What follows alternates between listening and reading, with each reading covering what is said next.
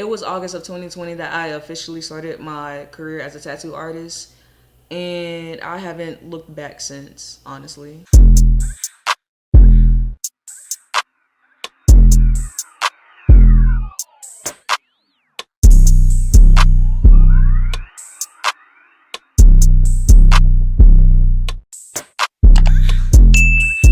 What's good, YouTube? This is your girl Pretty Nasty here, back starting up my YouTube channel again. Yeah, if you see any videos on my channel right now, those are from 5 years ago, okay? And I can't even say why I stopped doing YouTube for real. Like, I just wasn't, being in school and just having the consistency of editing and doing the videos and making content, I just didn't have the time for it. But now I feel like I'm at a good point in my life where I can get back started with the channel.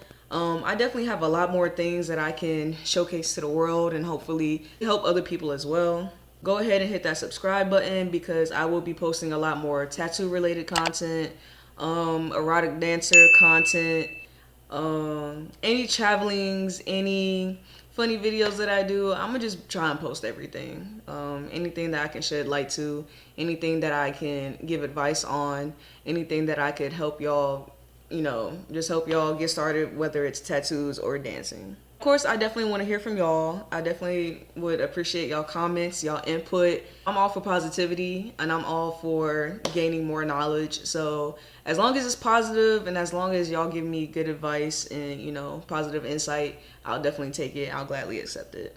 All right, so boom. How I became a tattoo artist and my tattoo journey. I usually always get this question on like why I started tattooing, how I got into tattooing. Tattoos have always been a thing for me. I grew up with my brothers being heavily tattooed. Every time they would come back to the house, I would see them with a new tattoo. And of course, before I even turned 18, I was like, yeah, I'm gonna get this piece, I'm gonna get this piece, I'm gonna get this piece. I never really thought that I was gonna grow up to be a tattoo artist though. I didn't think that I would be doing tattoos for a living, honestly. I've always been artistic as a child, but I've never sat down and drew pieces or made art, or whether it was like paintings and stuff like that, or of course my denim jackets, but never like on a sketch pad type of thing. When I was in grade school, I would take art classes. Any opportunity that I could get an elective, it was definitely art first. Even in college, I didn't think about becoming an art major because I was more so pushed into being, in a nursing field. It was more so for me to be a nurse.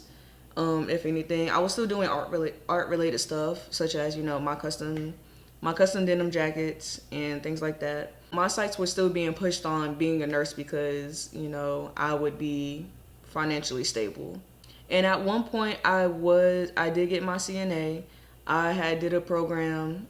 I was in high school and I did a CNA program, and I did learn some beneficial things, but clinicals and working in the hospital and the nursing homes, it just wasn't my thing. It wasn't my passion. It was one of those things where I had dreaded going to every time I had to go.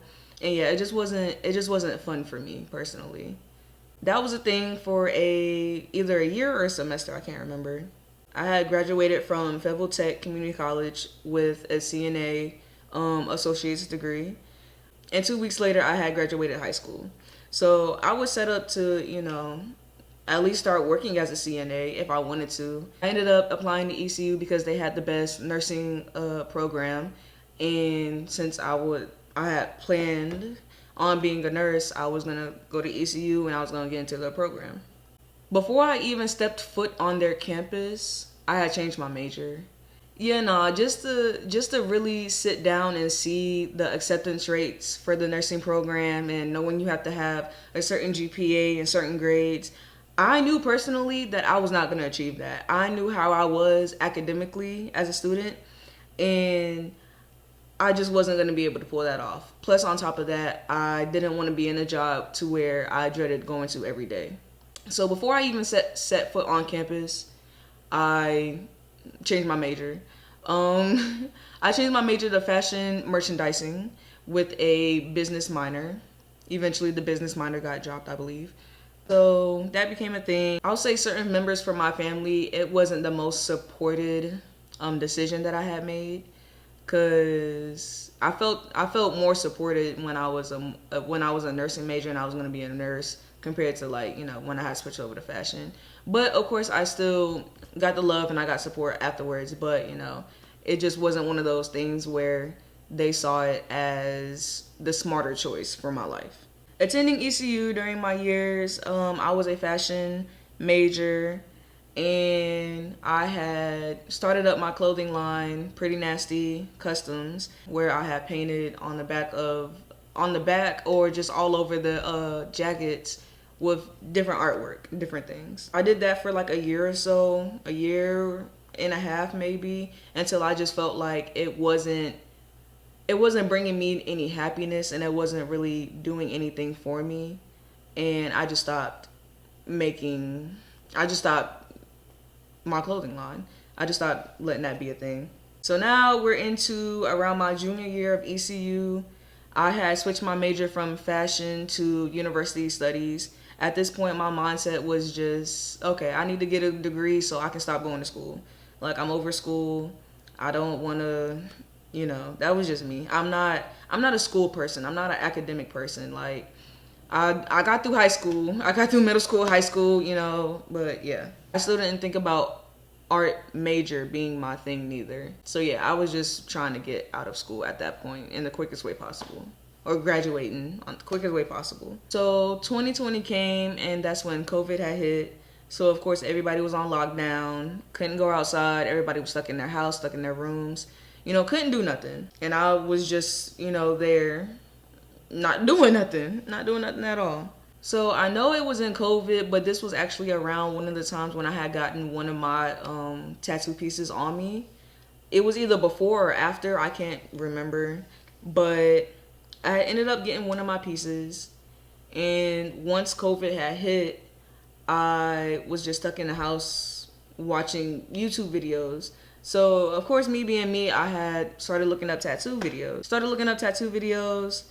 And I was looking up how to do them, people just doing their own vlogs and going to get tattoos, or people getting their first time tattoo. And I started thinking, I was like, maybe this is something that I could potentially do. Like, maybe this is something I could actually, make some money off of. And I felt like, I thought to myself, I was like, I'm a creative. I like doing artwork. So why not just make it a little bit more permanent? In the house every day, I'm looking up YouTube videos, how to make a stencil, what products to use, different needles, how to make straight lines, how to do line work, how to shade. Every possible video that you could look up on YouTube about tattoos, I looked it up. I took some notes down. I started writing notes, and eventually I was like, okay, I'm gonna get a machine. It was a Jack and Hawk rotary pen, and it came with needles and inks and fake skin, I believe. So I got the machine, and this was a wired machine, and I still have it somewhere actually. I don't know where it's at, but I still have it somewhere. Once I had got the machine and the delivery, I went right to practicing. I was actually staying with my friend at the time, so I had got it delivered to her house, and literally in the kitchen, on the table, I'm practicing on the fake skin. I had wrote out my name. I just started doing little images. I had practiced on a banana. I practiced on a melon. And of course, looking up, tattoo videos, I came across, it's best to tattoo on melons or bananas to get, the closest thing to real skin.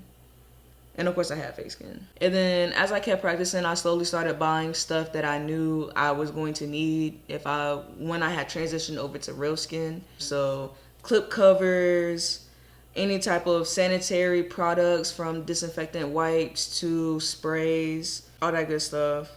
I had ended up buying more green soap bottles, some wrap gauze to go around the machine. I had bought new needles that I wanted to start trying out. I didn't feel like I was ready for the bigger brands of the needles. So of course I used Amazon needles. It was actually one brand on Amazon that I really liked at the time. It was called Big Wasp. I feel like those are a good starter needle, more so for fake skin. because on real skin they are very sharp. They are very sharp on real skin. So yeah, I started buying everything. I started buying everything so I could, get into being an artist. And at a certain point I was like, okay, I think I'm ready to try some real skin. I'm ready to give myself a tattoo. So I had ended up giving myself a tattoo. This was sometime in July, August 2020. I knew I wasn't going to practice on nobody else first, especially since this was my first time doing a tattoo period on real skin. I wanted to, try it on myself. I gave myself art on my leg. Started out as an outline actually, and I actually messed up how it was supposed to look. How it looks now is not how it was supposed to look, but it turned out for the better because it doesn't look bad. So that ended up being my first tattoo. Once it had healed over very nice. It didn't get infected, nothing was wrong with it. So I felt even more confident. And then my partner at the time, I had gave her a tattoo and it healed over nice and nothing was wrong with it. And I was like, okay, I can keep going. I can keep going. And mind you, I'm just doing line work at this point. I didn't feel comfortable doing any type of bigger pieces.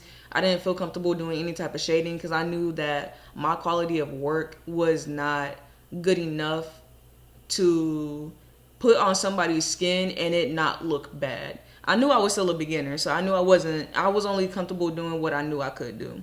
So line work was definitely my best friend in those first couple of months. Eventually, I had started getting more people to be like, hey, I'll let you practice on me. I'm down for a tattoo. Actually, at one point, I had gave a friend about 3 in one sitting, and she loved all of them. And they all came out pretty good. Of course, line work still, so my lines I felt like they was pretty solid. And then slowly, I still had more people coming to get smaller tattoos. And I definitely did turn down people because they had wanted certain pieces that I knew I couldn't do, like chest pieces, full sleeve, half sleeve pieces, and I was like, I'm not at that stage right now. I can't do that. Like, I'll do a couple of words, I'll do little small images, but that's all you gonna get out of me. It was August of 2020 that I officially started my career as a tattoo artist, and I haven't looked back since, honestly. Once I kept doing more pieces, I was like, yeah, I love it. I love it so far. And as the months went by, I had got more of my friends to get tattoos from me. Thank y'all for trusting me and letting me tat on y'all, because look, I promise you, without y'all, I wouldn't be here today. Mind you, I was still at the house. I was still in the apartment telling people pull up to the crib, get tattoos, whatever, da-da-da. And it worked out. It was going. Fast forward to May of 2021. That's when my brother had asked me to come to Tampa and be a tattoo artist at his pool party. I was like, bet, I'm down, of course.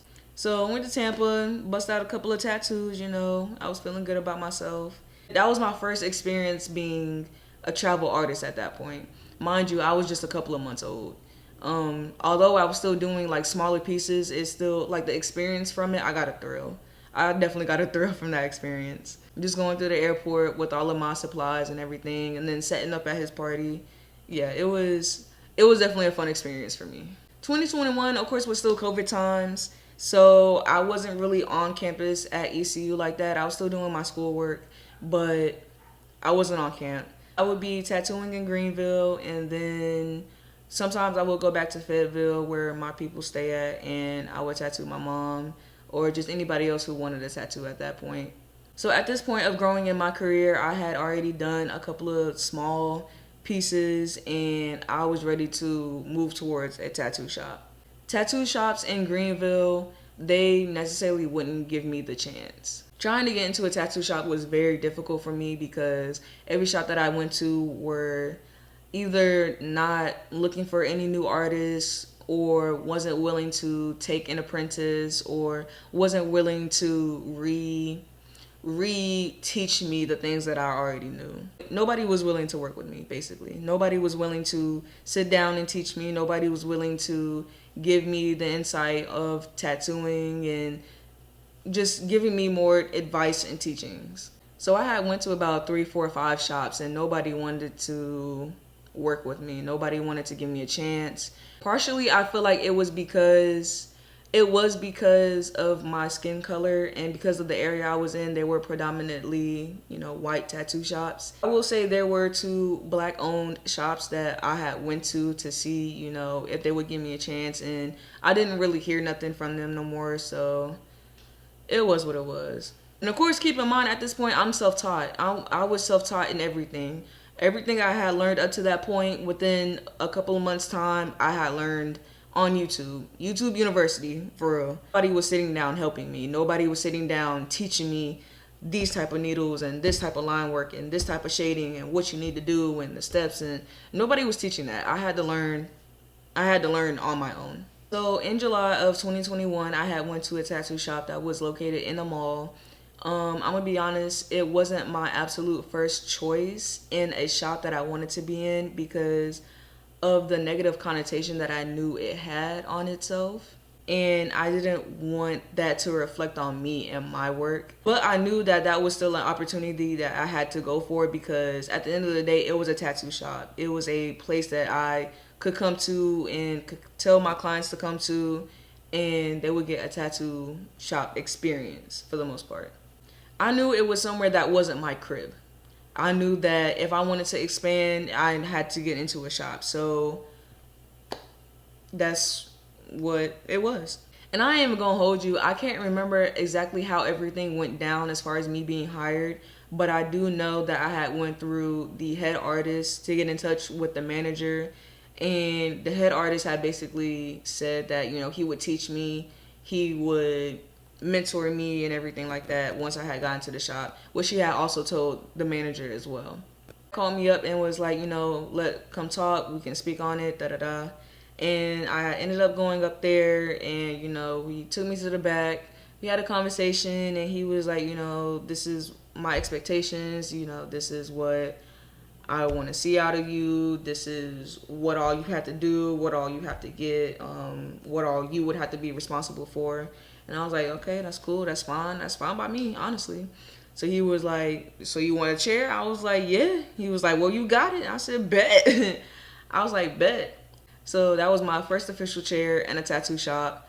I was happy. I was so happy just to be out the crib, and I knew I was going to be able to expand my clientele, my career, me as an artist, and my artwork. So I was very content. I was very happy. So the first months of being in that shop, everything felt really good. You know, the energy felt good. I was getting along with all the artists. Mind you, I was the only female in that tattoo shop. All males except for like the receptionist and the piercer were females. The head piercer was a female. I was just with a whole bunch of guys, basically. In the beginning, it felt like a shop I definitely could fit into. I felt like I was around people that I could get along with and that I could learn from. They had qualities that I could learn from to basically up my artwork and up my work. So I had started out doing the same thing as I was doing at the crib. I was doing small, you know, line work pieces. I didn't really touch anything big, and I knew what I was comfortable with, and I knew what I wasn't comfortable with. So anytime I had a walk-in that wanted something specific that I knew I couldn't do, I always told them like, nah, I'm okay. Like, you have to go to somebody else because I don't feel confident. A month or two, I did have a mentor. The head artist was my mentor as far as he was going to be the one responsible for teaching me more things and developing my skills as an artist. Unfortunately, my mentor, he had got into a fight with another artist at the shop, and he had got fired. Yeah, there goes my teachings. There goes me learning anything. I was just kind of at the shop, kind of like a sitting duck. I ain't even gonna hold you. Like, although I knew like what I could and couldn't do, I was just kind of like, okay, who is gonna really sit down and teach me what I want to know? So I was just kind of at that shop like, okay, well, who's gonna teach me? Who's gonna really sit down and help me? But eventually I had just started picking up different things that I had learned from all the other artists there. It wasn't necessarily a thing where every time I had walked into the shop every day that somebody was teaching me something or somebody was, you know, pushing me to do something. At the end of the day, I was still the only one, you know, really teaching myself everything. I would sit in the shop. I would be on YouTube learning about how to do tattoos and how to improve my line work, and just trying to get into learning shading as well. That was one of my main difficulties as an artist, was learning how to shade. Literally a couple of weeks in, I was starting to get more comfortable with my work, and I started getting a lot of different clients with different requests and different placements. So I really had to step up as an artist and really learn the hard way on how to do a lot of this stuff.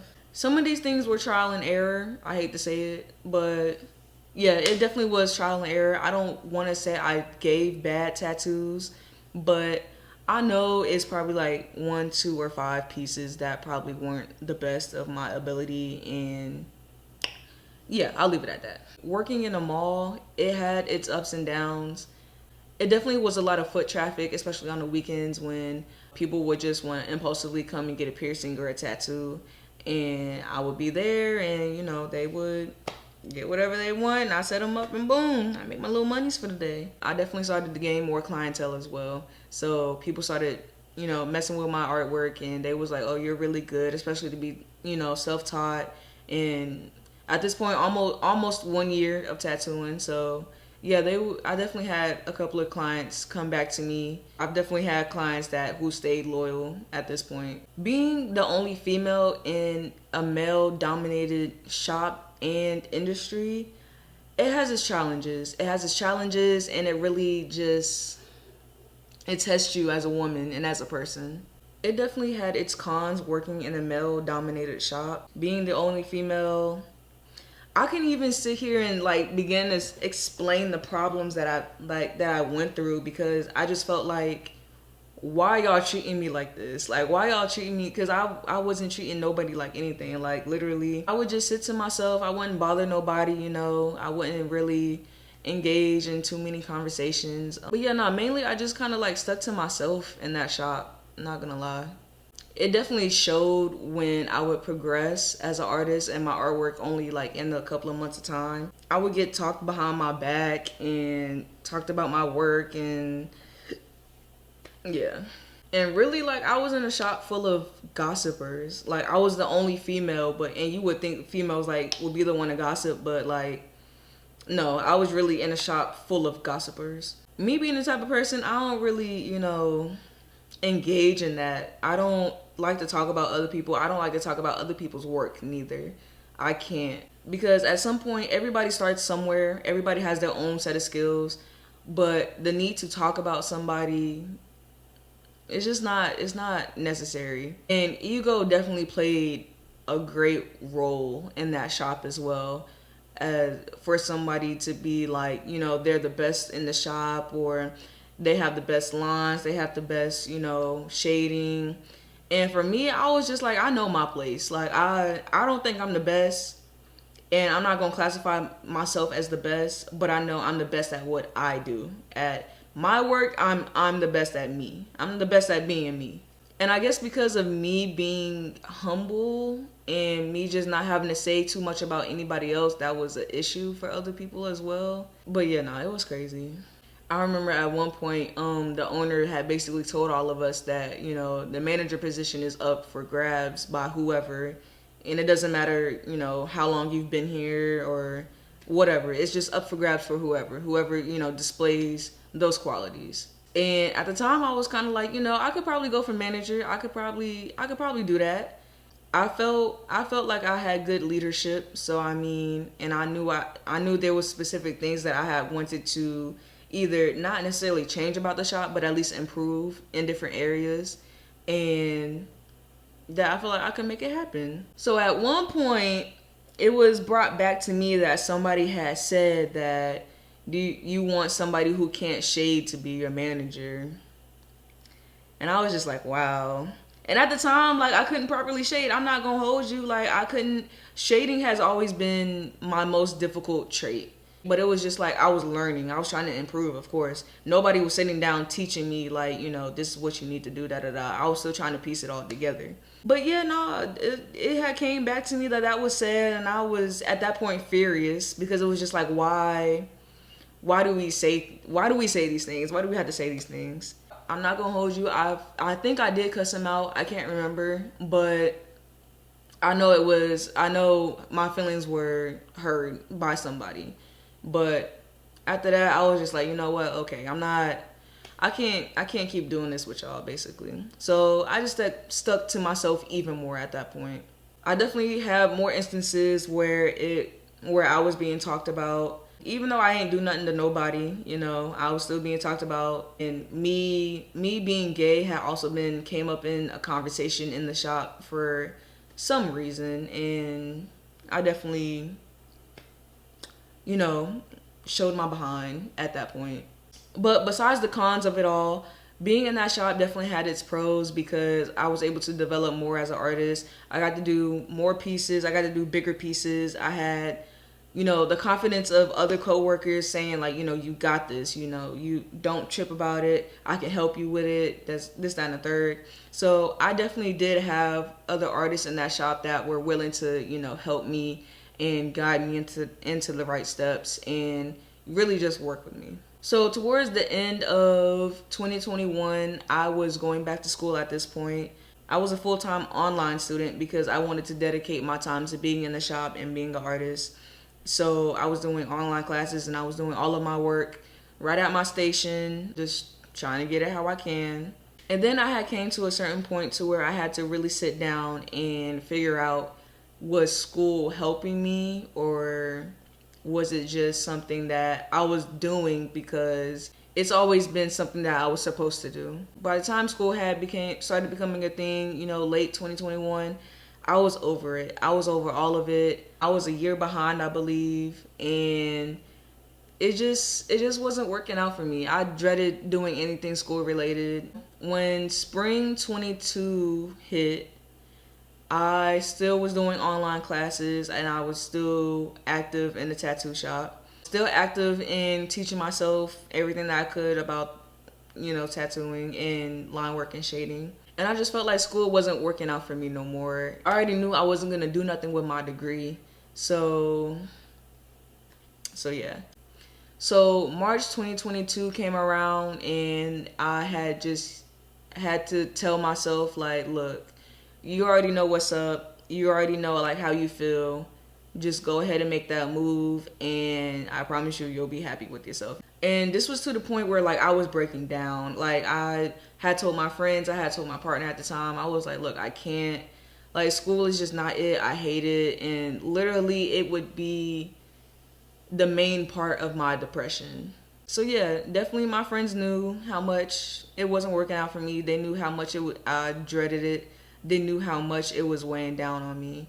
So finally in March, I had to really, come into terms with what everybody was saying and with my own feelings as well. And I had decided to drop out of college. So after almost 5.5 years, I had decided to drop out of college and pick up tattooing, being a tattoo artist full time. Looking back, it's the best decision I've ever made. Will I go back to school? Potentially. More than likely community college and more than likely for either an art or a business major. Mainly so art. But looking back, for me and my career, that was the best decision that I made for me.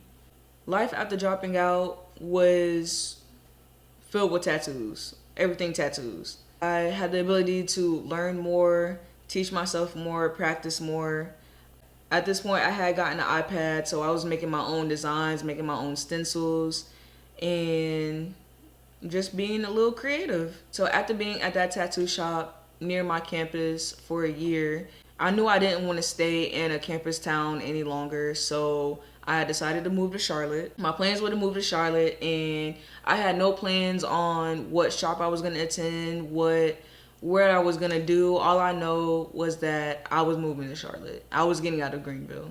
So ending my months at my first tattoo shop, I definitely was more skilled going out than I was coming in. My line work has definitely improved. Me and shading was still button heads, but I was still understanding it, and I was, practicing more, so it started to come together to make sense a little bit. So the month of July 2022 was my last month at my first tattoo shop. It was a little bittersweet because I was going to miss, you know, some of the client relationships that I had developed. I knew I wasn't going to stay in Greenville forever, and I knew at that point I was ready to leave that shop. July of 2022 was my last month of working in that shop. I knew my next stop was going to be Charlotte. I knew I wanted to be in a place that would generate more traffic for me and more clients for me, as well as gain more exposure as well. So I knew Charlotte was the move. I just didn't know where I was going to go. I moved to Charlotte, wasn't doing no tattoos at the moment. I wasn't tattooing out my crib. I knew I wanted to be in another shop. Before I even moved to Charlotte, I knew that Tattoos and Booze was going to be a place that I had wanted to work in. Every single time I had came to Charlotte, it ended up being on a day that they were closed, so I could never go in and talk to nobody. I had ended up moving to Charlotte, and I had took a couple of days to look at all of my other options. So I went to explore the other different shops as well. I went out to see how the vibe was feeling, how the atmosphere was feeling. Of course, if they was available and open to having another artist in their shop. I also looked into Pretty in Ink, ran by Duchess of Black and Crew. There was a lot of different shops that I had walked into, and they was either, you know, not looking for anybody, or me personally that I wasn't gonna fit in there. So yeah. So which all leads back to my first choice being Tattoos and Booze. So I definitely knew Tattoos and Booze was the place that I wanted to go to and to develop myself as an artist. Tattoos and Booze is a nightclub, brunch spot, tattoo shop, all that.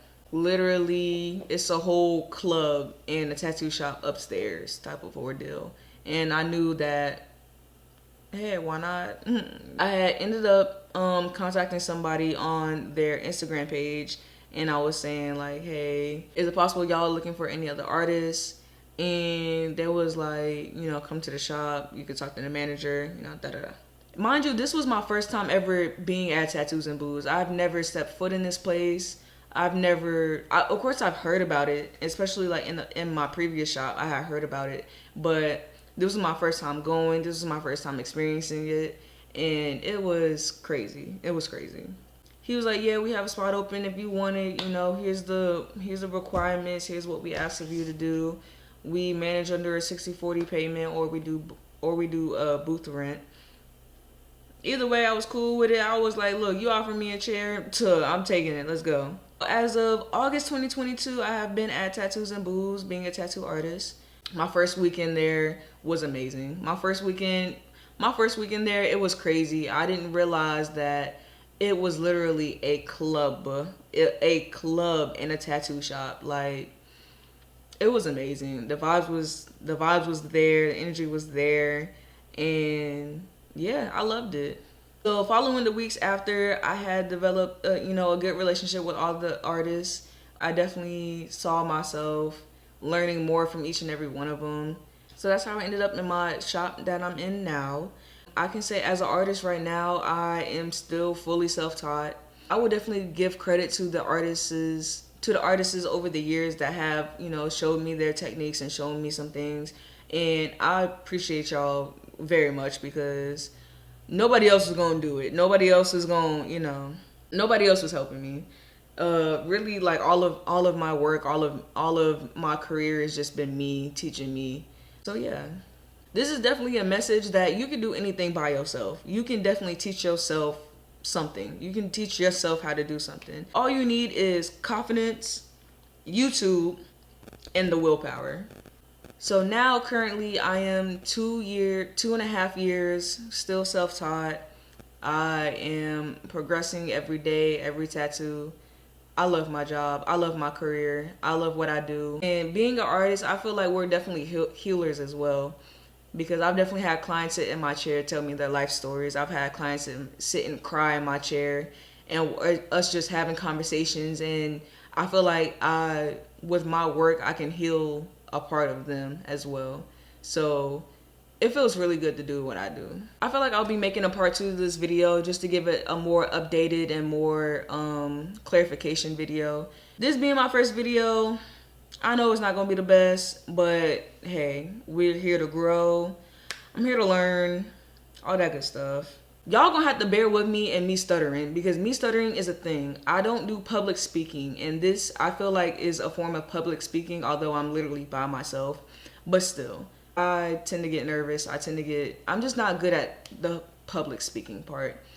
Yeah. Anyways, that's it for this video. I hope y'all liked it. Please make sure you like, comment, subscribe. Definitely comment any other videos that y'all would like to see, any other topics that y'all want me to cover or go over or talk about. Any tattoo demos that y'all want me to do, that's completely fine. I'm here for it all. Make sure you follow me at Pretty Nasty, nasty with 2 A's.